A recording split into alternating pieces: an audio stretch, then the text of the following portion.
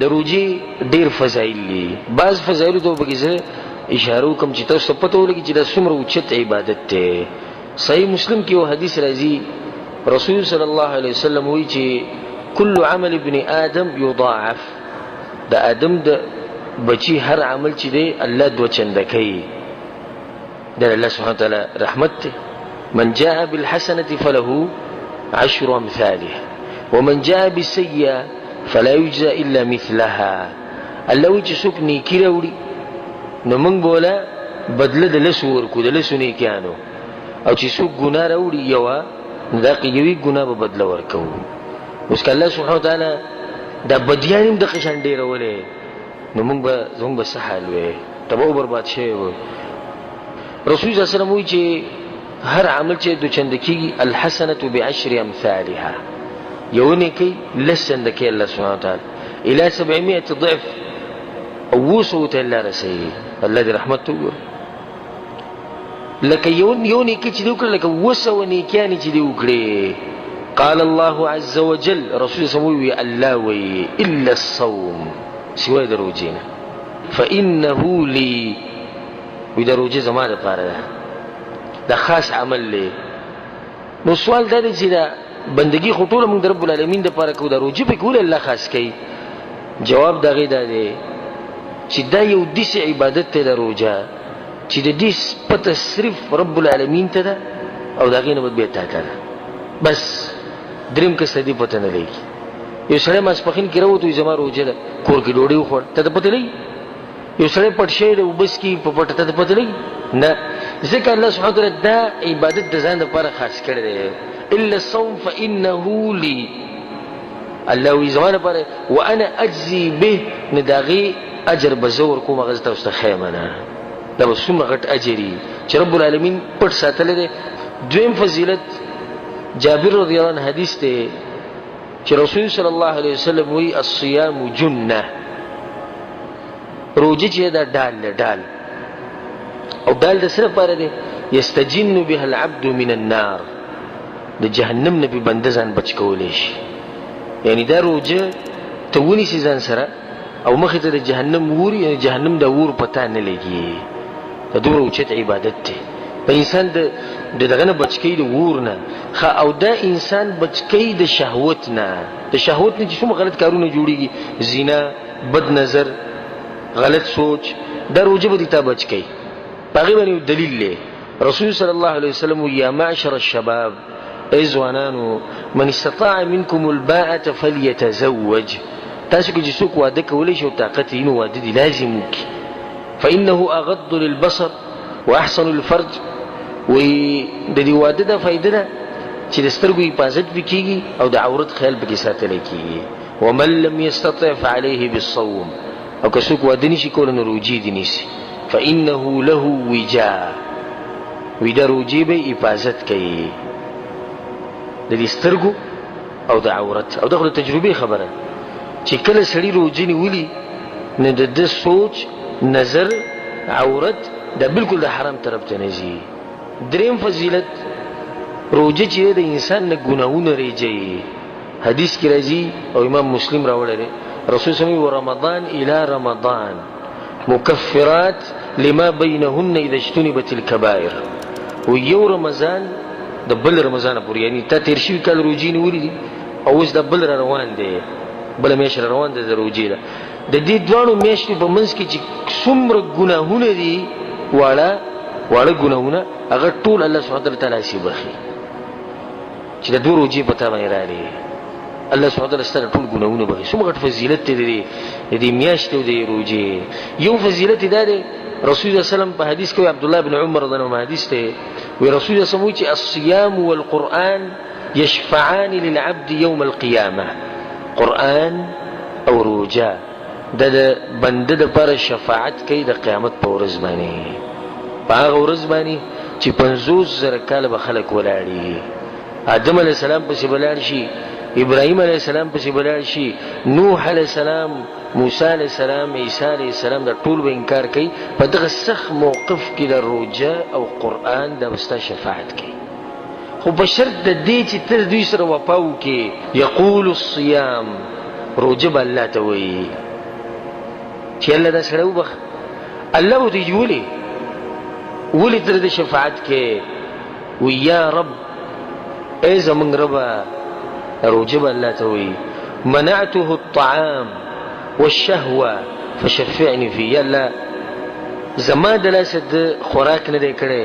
زما د لاسه د خپل شهوت پرېښودی دی یا الله نو زما د شفاعت قبول کا الله به شفاعت قبول کی ويقول القرآن قرآن به وی چې الله شفاعت دی وبخه ولې نو قرآن به الله ته وی چې یا رب ای زما ربه قرآن به الله سبحانه وتعالی دا خبره کوي منعته النوم باللیل یا الله زما د لاسه د شپې خوبونه نه دي کړي ټوله شپه به ولاړو په تهجدو کې به زما تلاوت کوو په تهجدو کې به قرآن نه د خوبونه نه دي کړي نو زما شفاعت قبول کړي الله سبحانه وتعالی بوله رسول الله په حدیث کې وایي چې دوه شفاعت به قبول شي د دې روجي فضیلت یو بل فضیلت ورته وایو رسول صلی الله علیه وسلم په حدیث کې وایي دا حدیث صحیحینو کې دی للصائم فرحتان يفرحهما د روجتي سړي لپاره دوه خوشالیانې دي چې دته ملوي دوه غټي خوشالیانې دي اولنی خوشالي اذا افطر فرح بفطره کله چې روجه ماته کې دغه ټیم کې ډېر خوشاله تګي شوی وګي شوی نه کله چې وبوس کې د یخي او د خوراکو کې د معده ډکه شي خوشاله شي دا خوشالي ته پوس مکو اسمره خوشالي خود دینه غټه خوشالي و اذا لقي ربه وبكم ورچ خپل رب سره ملاوي شي فرح بصومه نا غرزو پر روجه باندې ډېر خوشالي دو خوشالي یو په دنیا کې ده ما خام ټیم کې دته ملاوي دویمه خوشالي په هغه ورځ باندې به ملاويږي چې په ورځو په خلکو باندې ډېری سختي او په د باندې به خوشالي روجه بخپل التویني یو حدیث کې راځي رسول صلی الله علیه وسلم وی والذي نفس محمد بيده هغه ذات مې د قسمی د چا په لاس کې چې د محمد صلی الله علیه وسلم سال لخلوف فم الصائم اطيب عند الله من ريح المسك وې د روجتي سړي د خلینه چې کم بنزي د الله په نسبانه د مشکو د عنبرو د بینه چې خوږ دی حالکه د غبین خو ته د میدی بینی اس خبین خو نه الله سبحانه وتعالى چې د درجه ور کړی د بدی چې د عبادت ډیر اوچت دی یو حدیث کې راځي سهل ابن سعد رضی الله حدیث ته وان فی الجنه بابا رسول الله صلی الله علیه وسلم په جنت کې یو دروازه ده یقال له الریان دې دروازې ته سوې ریان دې دروازې نوم دی يدخل منه الصائمون يوم القيامه فدغه باندې بسې بروجتيان زنده نزي یو قیامت په ورځ باندې لا يدخل منه احد غيرهم دغه لو بکې نه سوق نشي يقال دا اواز بوش د قیامت په ورځ اين الصائمون اچي شو روجي چې نیولې اروجتيان چې شو الله لپاره چې روجي نشي فرضي نفلي دا اواز بوشي رسول الله فيقومون پابسي چې منګي فيدخلون دنبش فاذا دخلوا کله چې ورننوزي نور خلک هم کوشش کوي چې موږ ورننوته جنت ته اوچت نعمتونه رسول الله اغلق چې څنګه دوی وردن شي الله سبحانه وتعالى دروازه بند کړي چې دا د دې خلکو لپاره خاص دروازه و څوک چې روجي نشي یو فضیلت دی ده ابو امامه رضی الله عنه رسول صلی الله علیه وسلم په سراغه وی قلت یا رسول الله وما رسول الله ته یا رسول الله مرني بامر ينفعني الله به دې خبره ما ته وخه چې الله پر فائدہ راکړي ګټه راکړي چې مختصر غونډه کې تاسو وکړو ولډې درون تاسو ته یا رسول الله دې کار ته وخه کنه چې فائدہ راکړي بس سوچه فائدہ خساره بګنی رسول الله ته ها به غوډې عمل وخایو تتبوخ دې عمل سعمل عليك بالصوم روجي ډېری نشه دې کې سوچه فائدہ روجو کې سوچه فائدہ ده نقصان پکې نشتی رسول الله فانه لا مثل له د دې په شان عبادت په عبادتونو کې نشتی روجي په شان عبادت په عبادتونو کې نشتی والله کده سلف سیرت تلاړي کنه غوج به روجو به څومره مهینو تباریان شي معاذ بن جبل رضی الله عنه کله چې وفات کېدو نو بجرا شو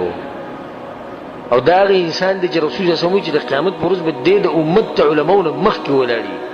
اولنی عالم په دې امت کې چې قیامت پر ورځ به ولاړي به شو کې معاذ بن جبل رضی الله عنه چې کله مړ کېدو بجرا شو مرګرو ته معاذ په دنیا به کې څه جاړي هغه به بلته دا دنیا به کې څه جاړي هغه چې نه په دنیا پسې نه جاړم دغه کې نه مو چې په دنیا پسې جاړم نه بیا به څه پسې جاړې وي په دریو خبرو پسې جاړم چې دا دریو به ماته نه میلاوي اولنۍ وي د جمعې هغه اوږدې اوږدې شپې چې به مونږ چې به تهجد کول د جمعې اوږدې شپې دې خلکو ته به ته اریان شي وي دویم وي د علماو په مجلس پسې د علماو سره به کېناستو هغو سره به بحث مباحثه وکړه مسله به مې زده کړه دا خوږې خوږې خبرې به مونږ اورېدې دریم او د اوړي هغه اوږدې اوږدې ورځې به مونږ چې به روژې نیوې هغې پسې خفه یو خبرې ته خیال دی د اوړي هغه اوږدې ورځې او چې به روژې نیوې یو حدیث کې راځي رسول صلی الله علیه وسلم وایي ثلاثة لا ترد دعوتهم درې کسان دي چې الله سبحانه وتعالی د هغوی دواګانې نه رد کوي چېرته ولم دوا نه رد کوي الامام العادل چې د مسلمانانو مشري او عدل او انصاف والی د دې دوا الله سبحانه وتعالی قبلوي دویم والصائم حتى يفطر او روجتي تر دې چې روجه ماته کړي روجې د ماتولو پورې په دې منځ کې چې دې څومره دواګانې کوي د رب العالمین قبلوي ودعوة المظلوم